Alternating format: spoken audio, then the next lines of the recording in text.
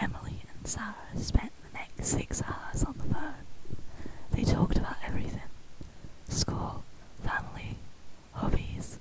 Nothing was left undiscussed, and they were both pleased to find that they had a number of things in common. Despite the fact that Sarah was 2 years younger than Emily, almost to the day, their birthdays were just a week apart. They were both pretty mature for their ages, so they got along royally. They talked about their love lives also, or lack thereof, and how when they realized that they might be gay, each was relieved to find that the other was just as new at this as themselves, so neither was embarrassed from lack of experience. They talked for a long time about what they were feeling while they made out in the fitting room, Sarah admitting that it had taken all of her courage to initiate the kiss. At various points during our phone call, one would be interrupted by their parents calling them down for dinner, which they both refused, preferring to stay on the phone. At one point, Sarah's mom even came to ask if everything was alright, concerned about the amount of giggling coming from her daughter's room. The need for sleep weighed heavily on them both, and eventually they hung up their phones after having made a date for the next day. As Emily lay in her bed, drifting off to sleep, she could not help but think about everything that had happened to her. She thought about Sarah's thin white legs, about how small of a back had felt under her hand, about Sarah's tongue probing the inside of her mouth. She also thought about shitting her panties and how unexpectedly good it felt.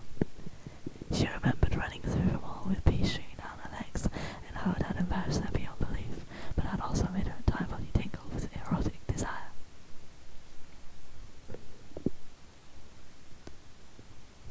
Emily's fingers worked inside her cunt, stimulating her G-spot. She pulled them out and stuck them into her mouth, noticing that she must not have managed to get all of her shit out of her vagina earlier. Her fingers had a slight smell of feces, and were coated in slippery brown goo. She sucked on them and almost gagged, but managed to keep control, and eventually sucked them clean, all the while her other hand now rubbing madly at her clit. As she threw her head back and her body shuddered with orgasm, she noticed a little face staring at her from the crack of her oven door. She had lost herself at the moment, and forgotten to make sure her bedroom door was closed, and now her sister was watching as she climaxed. Emily didn't know what to do, and was lost amid her orgasms, so she pretended not to see, and continued to stroke her pussy until the waves of pleasure had completely passed through her. She drifted off to sleep, still laying above the covers of her bed, with her hand pressed against her pussy under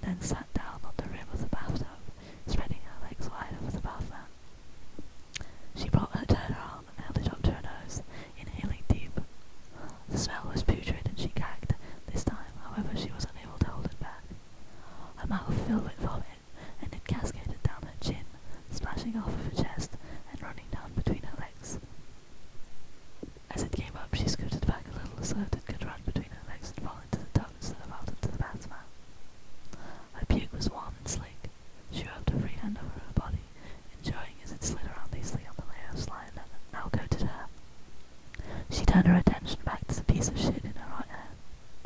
She spread her legs wide and rolled about her leg with her left hand, while positioning the tip of the monster poo against the vaginal opening. She pushed it, and it started its slimy journey down, deep into her vagina. By the time it was fully immersed, Emily had orgasm. Just as it disappeared into her pussy, the bathroom door swung open, and in marched her little sister. Emily fell backwards into the tub in surprise. In a panic, she grabbed the shower curtain on her way down to prevent her fall, which only slipped through the curtain from the hooks holding it down to the rod. Fortunately, water from the shower immediately rinsed the vomit from Emily, so her sister didn't.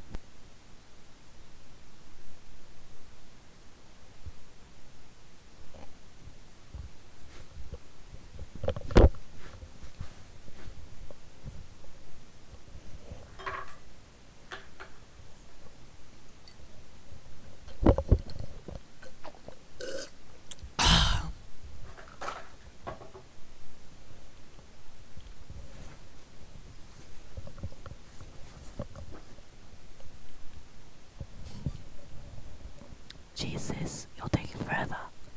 Are you okay? Yes, sorry, Emily said as she got to her feet. Masturbating again. Emily froze at that accusation, embarrassment flooding over her. She started blushing madly. It's okay, it's normal. We're sisters, you know.